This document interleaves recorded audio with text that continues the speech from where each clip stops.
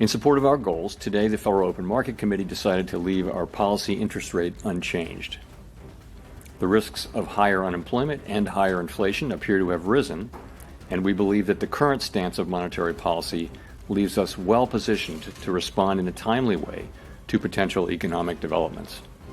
Coming up today, stocks finish higher. As the Fed stays on hold, is the market getting ahead of itself? The US and China to meet in Switzerland this weekend. Alphabet shares sink 7%. The latest on Uber earnings. And will the market force J. Powell to fire up his printer at some point this year? I've got a good one for you guys. Let's go.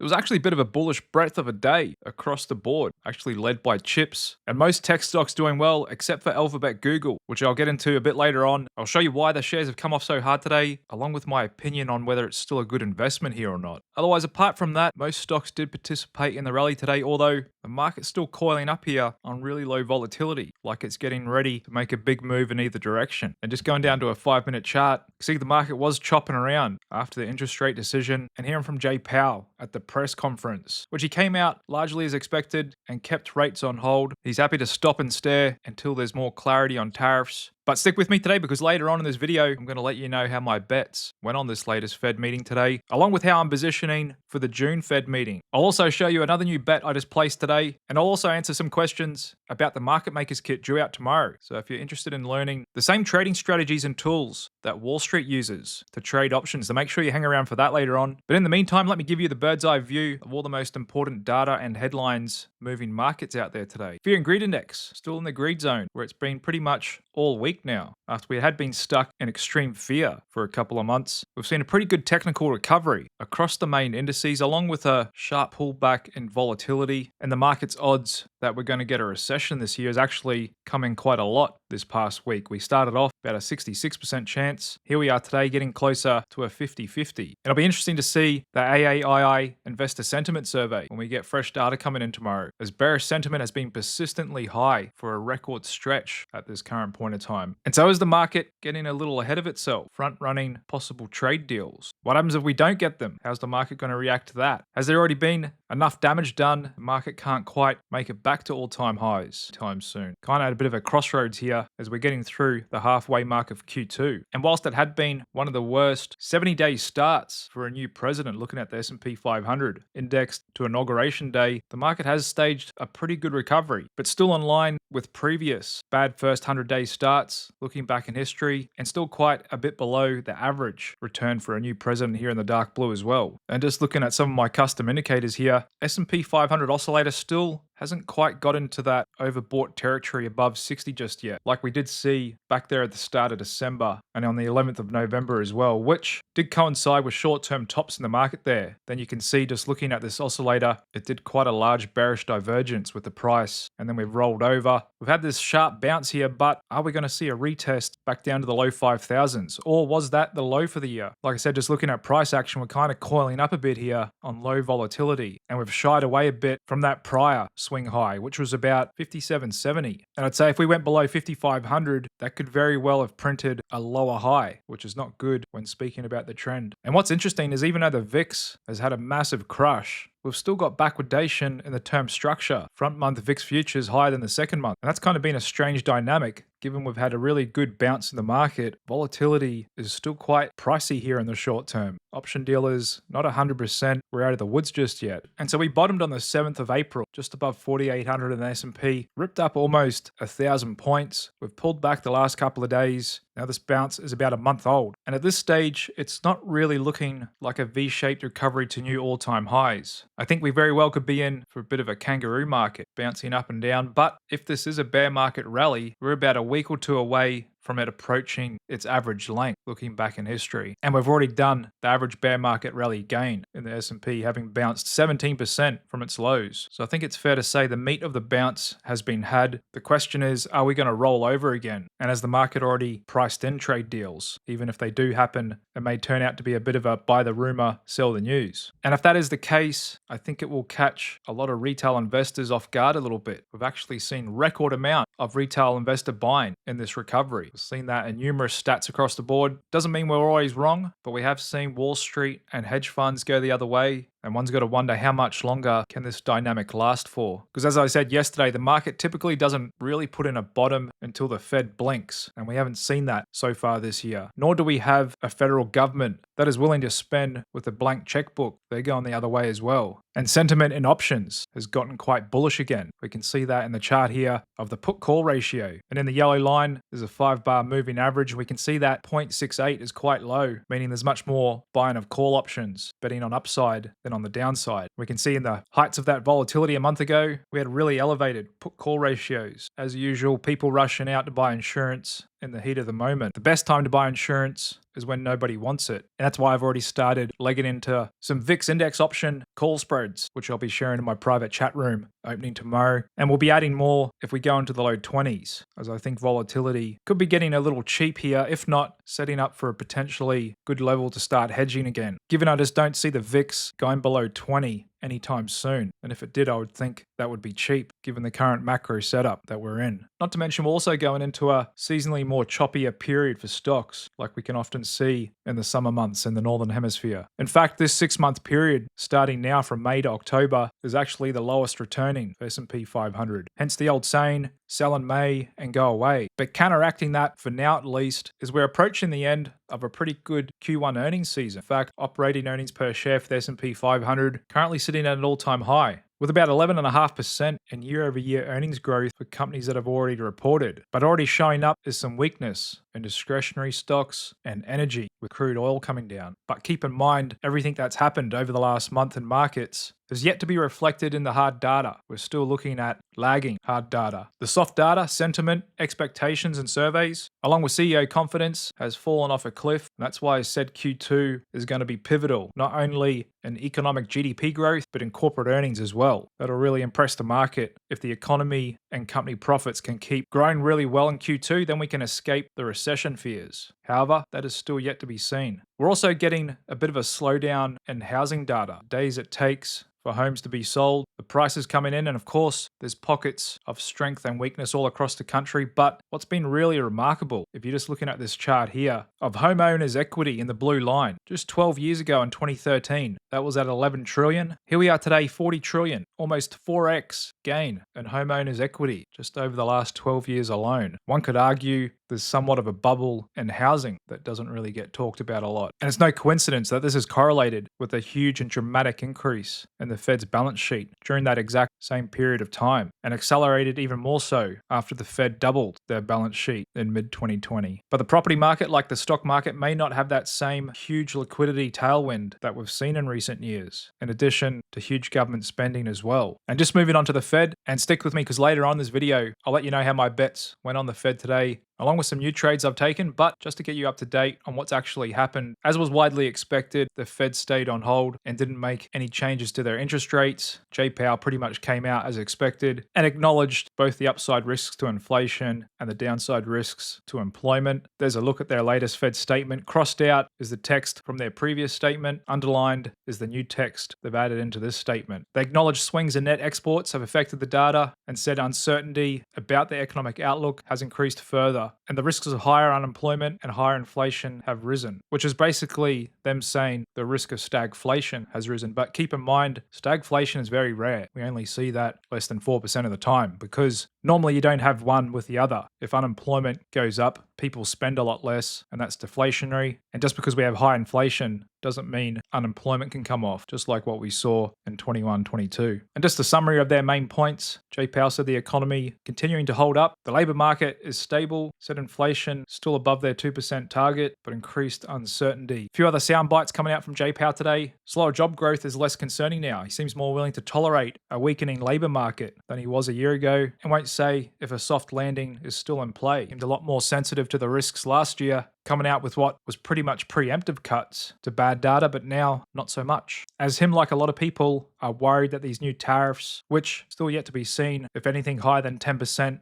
even actually goes into effect and for how long. He's saying it could delay inflation progress and cuts by a year, in a dramatically different view from that of the market looking at the 2-year bond yield and Fed fund futures. He seems to be very worried of rising inflation, in addition to a possible recession. At the same time mentioning he's got no interest in meeting with the president, although acknowledging there's been interest coming from the other side, and basically just saying they don't have to be in a hurry. Just going to sit and wait, see which one cracks first, inflation or the jobs market. But the rest of the world isn't waiting. We've still got a global monetary easing cycle happening with the Bank of England set to cut interest rates again. And the good thing is we do have global liquidity on the rise with easing rates around the world. With most central banks cutting and just pushing that sum of cuts forward 8 months has pretty good correlation with global manufacturing PMIs, the level of economic activity. So that's one good thing at least. But what happens between the world's 2 largest economies can't be ignored either. But we also got a bit of a positive development on that today, with the president having hinted at it earlier this week. The US and China will meet this weekend to break the ice, start talking trade talks. In Switzerland, with a potential de-escalation, we may see the current extreme level of tariffs, 145% on China, dialed back somewhat, maybe just to 125 or a start, because at that level it's pretty much an economic embargo. No two countries are really going to trade with that level of tariffs. But there's also the potential for nothing to come out of it, as both sides may not want to budge. US wants a better trade deal, I believe. They're in a position to ask for one, but I just don't see China saying, okay, what can we do for you? And sure, we'll float our currency onto a free market like the rest of the developed world. We'll stop massively subsidizing many industries, flooding our markets with distorted prices. I don't think an official trade deal between the two is going to happen anytime soon, in my opinion, as China seems to already be front-running this by announcing big measures to ease their own policy to get ahead of any damage to their economy, put themselves in a bit of a stronger negotiating position. But for all intents and purposes, we've heard them express a willingness to tolerate pain for as long as possible, as they don't wish to bow down to the state's requests. And that's something different between them and us here in the West. They can just tell their citizens to tolerate the pain and deal with it, whereas here we simply just vote out those causing us pain. It's very rare incumbents stay in office when there's a recession. And so it's a bit of a balancing act for this admin, not wanting to help finance and power a global adversary, but at the same time wanting to retain the lead in AI.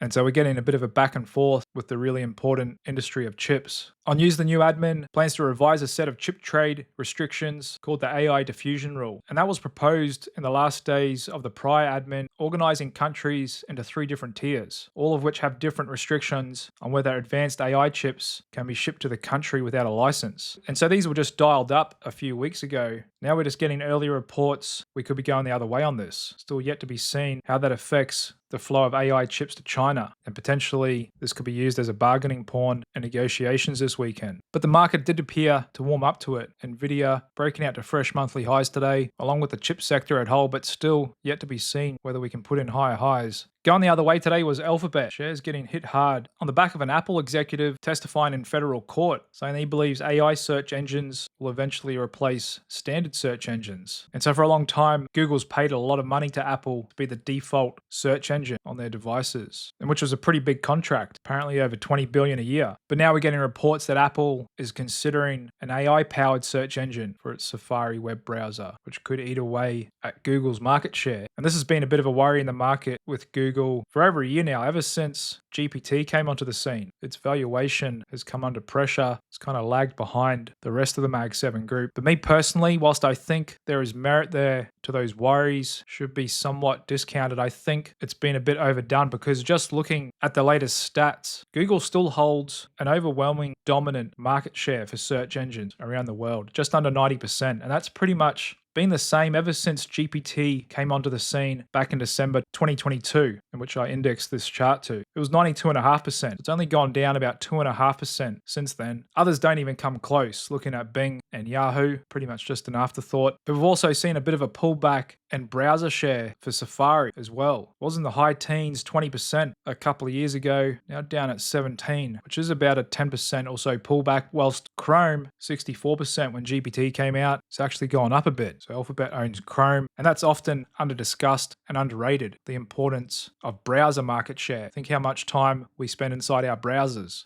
And even though OpenAI's ChatGPT dominates AI chatbot market share much more than Gemini, I still don't think search is going anywhere anytime soon, especially for older generations. People over the age of 60 are still much more likely to search for things on Google than use GPT. And there's still plenty of uses for Google outside of a chatbot as well. I'm a heavy AI user and I still use Google a lot, looking for local products and businesses, shopping, and those are really valuable clicks when you're looking for products to buy. As opposed to GPT, I'm kind of just relaying information and looking for generic advice. It's not really leading me to make purchases. So I still think for online shopping, Google is dominant. And let's not forget their most prized asset, in my opinion, YouTube, which no other video platform even comes close to in market share. But just even stepping back further and just looking at streaming in general, YouTube has higher market share than Netflix, and they're offering more and more different types of content. You can buy a lot of movies through YouTube, and it's just the home of amateur content, which is the fastest growing category. Now, many YouTubers have a bigger audience and more regular viewership than primetime TV shows. And again, I don't think that is changing anytime soon either. And let's not forget they're going to be a big player in the emerging huge growth industry of robo-taxis with Waymo. They've been investing and developing these for years. Recently partnering with Uber, in which their CEO said Waymo robo-taxis on its app are busier than 99% of human drivers.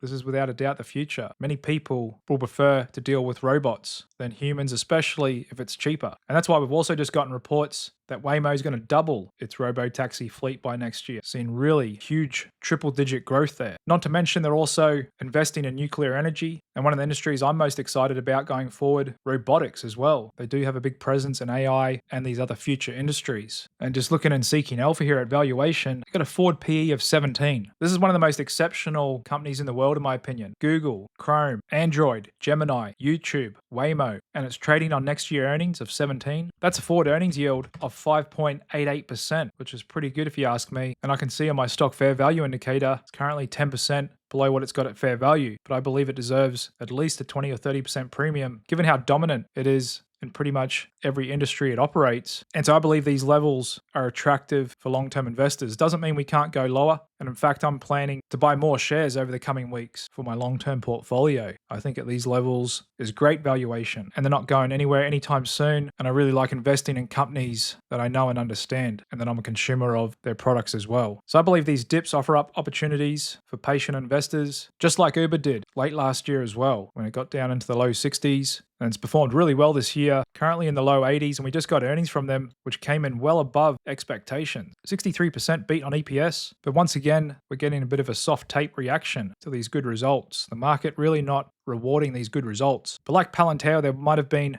a bit of a buy the rumor, sell the news. We did have a good run up into these earnings. And apart from Uber, the rest of my new Mag 7 list continuing to perform well again today. With Netflix once again sitting at all-time highs, a little bit of a bounce for Palantir. Spotify breaking out to brand new all-time highs today, and others like Robinhood starting to shape up here as well. But it's getting back to Uber, even though they're steaming ahead with their growth, did come in a little shy of revenue estimates, but nonetheless was still up 17% year over year. And just looking at monthly active platform consumers, still up and to the right. 170 million people around the world use Uber every month. And just going back 3 years, that was only 115 million. In addition to trips booked on the platform, going from 1.7 billion 3 years ago, almost doubling, over 3 billion trips for the last quarter. It's incredible numbers if you ask me. And with a market cap of only 174 billion, I still believe this is going to be $1 trillion company inside of 10 years, and why it's one of the biggest investments in my long-term stock portfolio. Okay, just moving on, as promised earlier in this video, it's going to let you know how my bets on this most recent Fed meeting today went. Well, turns out Jay Powell didn't say tariff 20 plus times. I lost on that bet, and which was a bit surprising, I thought, given he said it 36 times back in March,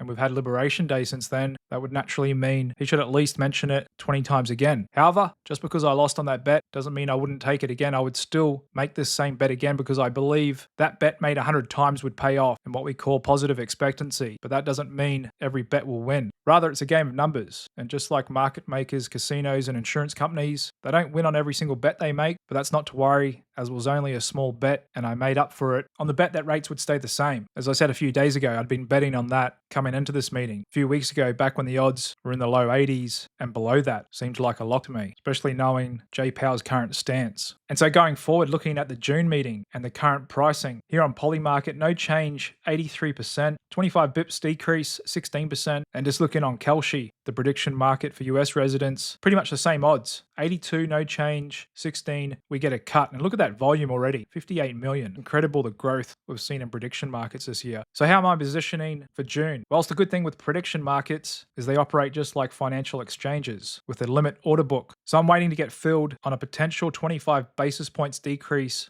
at 14 cents, and I'll add to that every 2 cents we go lower, 12, 10, and 8, because I believe, whilst for now, yes, Jay Powell probably will stay on hold when they meet again later on in June, which is actually 6 weeks away on June 18. A lot can happen in 6 weeks in the markets. Like he said, he might get forced to cut. And just looking at odds from Fed Fund futures, which I believe are much more efficient than prediction markets, they're already quite a bit higher than where we are on Kelshi and Poly Market at 23%. So I'm looking to buy a 25 basis point cut at 14% or below. I think, even though it may not happen, those are pretty good odds because even at the current 16% probability, that's more than a 6x payoff. Not to mention it's a pretty good hedge on stock portfolios as well, because if something happens in the next 6 weeks and the Fed is forced to cut, which the data is already supportive of a cut. We got inflation tracking at 1.3%. Crude's been down in the 50s, the biggest driver of inflation. There's cracks all over the place looking across markets. Soft data's fallen off a cliff. I think we're just one catalyst away from getting a cut. But even if we don't get a cut, if something happens, the odds of that cut could dramatically increase and I could sell the bet back to the market at a profit. Like I said, these markets just trade like stocks. There's a limit order book. You can leave resting orders in there. If the market whips around, you can get filled. And so you can play both sides of the market just like a market maker, provide liquidity. Otherwise, if you go in at market, you have to cross the spread, which for a market like this is pretty tight with a 1 cent spread. But I'm looking to buy the dip on this at 14% or below. And so that's something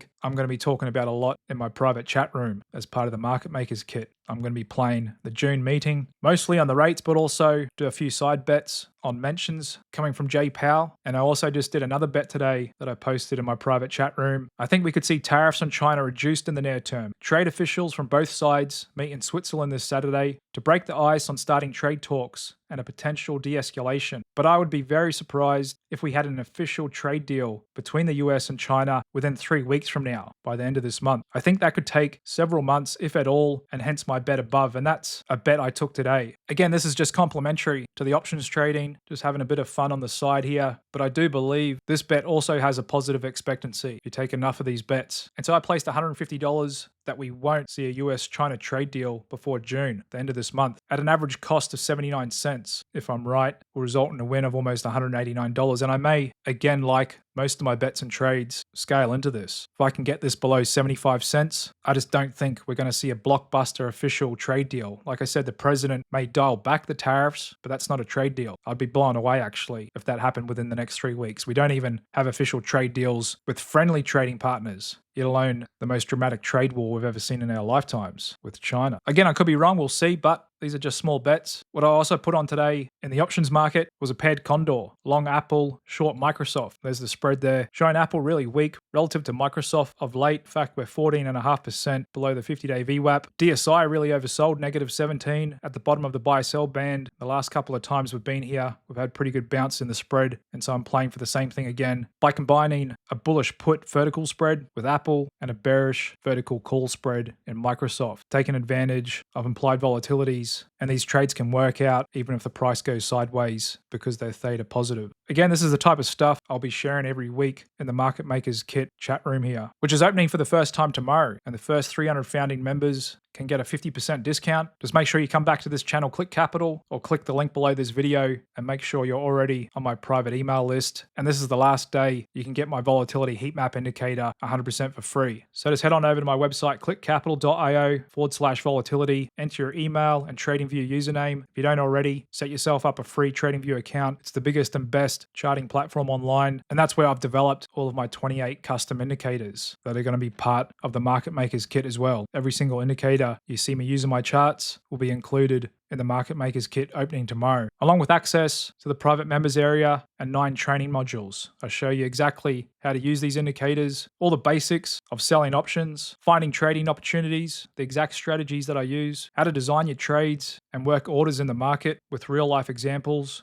and very importantly, managing portfolio risk. Show you how to stay delta neutral with my custom spreadsheet, teach you exactly how to use this, and also how to avoid option assignment when selling options. And so yesterday I gave a presentation on Market Maker's Kit and what's included. If you haven't seen that already, stay to the end of this video, and a link to that video yesterday will show up, and you can go and watch that if you haven't already. And so I received a bunch of questions, which I'm going to address now, and I've also added in a few other questions, just filling in some details for those of you that are interested in joining tomorrow. So the first one is, what level of options trading experience is required to join the Market Maker's Kit? Well, I've designed it to be as simple as possible. I know not everyone's been trading options for a long time, but as long as you've got a basic understanding, you know the difference between a call and a put option, that's pretty much enough, because everything else I explain, and you can ask questions in the private chat room. Another one I got a few times is, what size option trading account is expected? Well, if you want to treat this like a business and be a serious options trader, a minimum of a $10,000 option trading account is required. But even with a small account, lower price stocks can still be traded with low dollar max risk per trade achieved. And let me show you what I mean by that. Okay, so just looking at the options chain here for Costco, which is actually quite a high price stock, trading above $1,000. So say for example, we look at the May 23rd expiry and we want to put on a bullish position, say a bullish put spread by selling the 50 delta and buying a protective wing 30 delta. So the max loss on a credit spread is the distance between the two strikes, which is 30 points. Each contract is 100 shares, so that's $3,000 minus the credit we receive. So as soon as you sell this, $1,027 will be put into your account, and that equals the max loss, 1973, which is also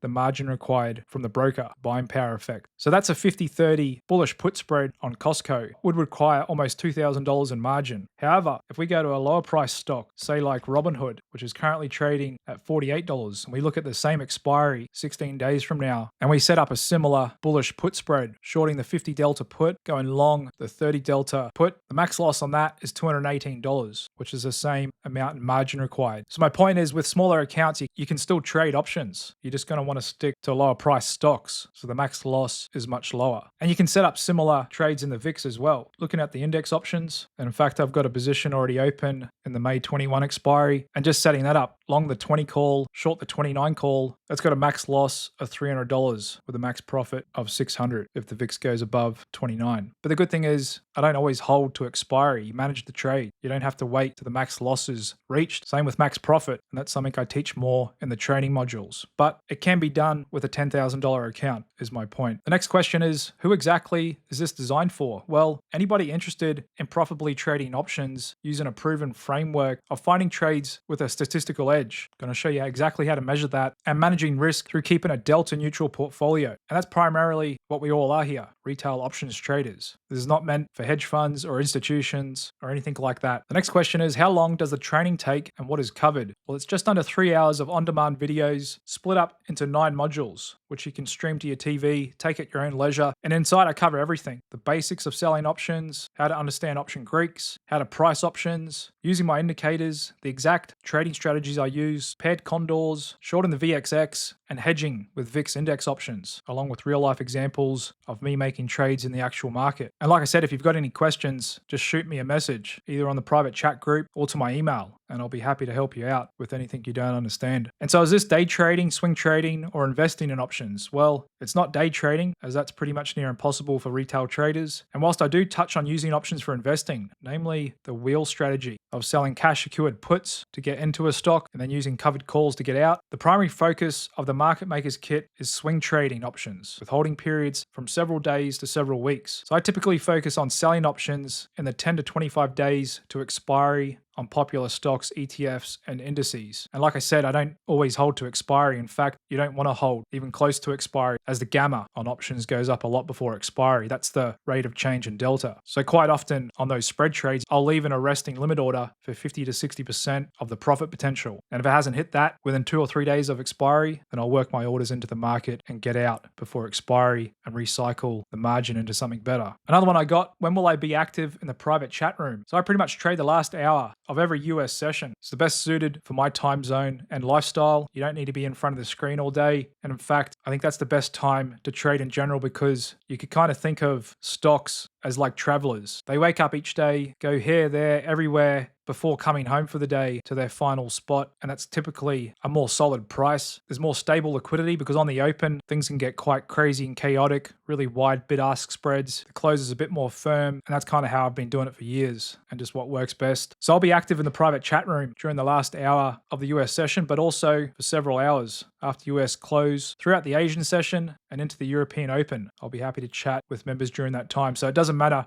where you are around the world, we'll have a chance to chat at some point during the day. And like I said, I will be sharing at least several trades every week. And of course, hanging out on the weekend and sharing a few prediction side bets that I'm making as well. The next question, do you need any paid trading tools? Well, you don't have to, but I strongly recommend getting a TradingView Plus plan, which is approximately $30 a month, and you can start on a monthly plan and then upgrade to a yearly plan during late November, Cyber Week, when they offer big discounts. It's what I do every year. I wait for Cyber Week, then I renew my yearly plan. They can offer like 50, 60% off. I also use a professional options trade screener that gives me lots of great institutional grade data and analytics. And again, it's not absolutely necessary. I teach about 7 different options trading strategies in the members area, half of which use my indicators, but I do teach a couple using this professional tool. Which again, if you're serious about treating your options trading like a business, and if you think about it, it's actually a cheap business to set up and run compared to, say, a regular business like a restaurant. You've got to spend tens, if not hundreds of thousands setting up and then thousands each month in lease, staff, and inventory. $99 a month for this trade tool that I use is actually a bargain in my opinion. Just one winning trade easily covers the cost. And if you sign up via my link, I do include an awesome bonus with it to deliver you even more value. And so I know plenty of people out there still have an aversion to paying for anything online. There's still a widespread expectation that everything online should be free. However, I'd encourage you not to be cheap and make the investment in getting the proper data and tools. Like I said, if you want to be serious about this, because just like with anything, it all comes from investment. You can't just get by on free data like a lot of people try and do. But again, it's not absolutely necessary and you don't have to get it right away if you just want to dip your toes in to start with.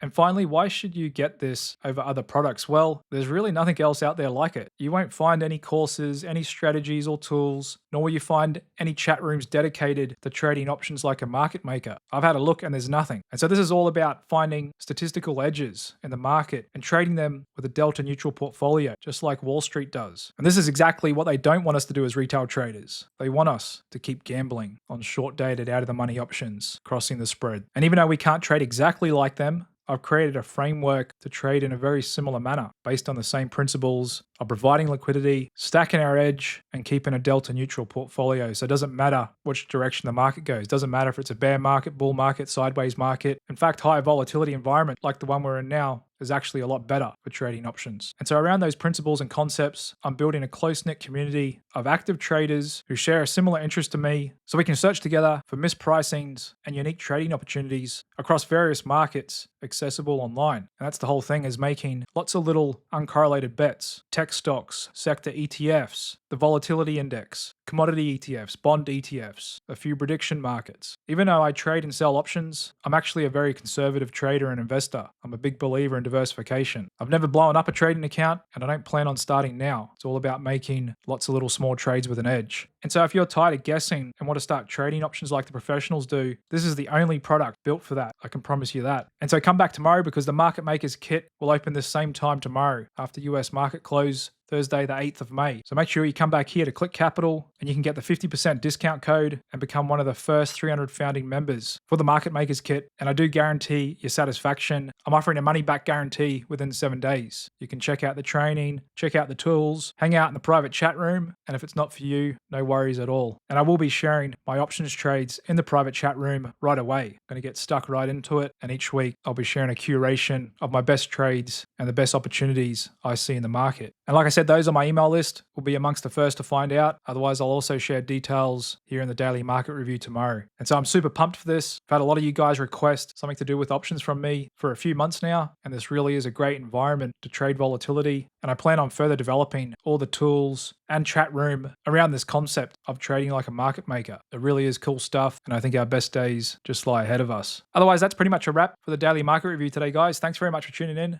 And I look forward to opening the doors to the Market Makers Kit tomorrow. My name's Jared, and I'll see you back here at Click Capital tomorrow. Cheers.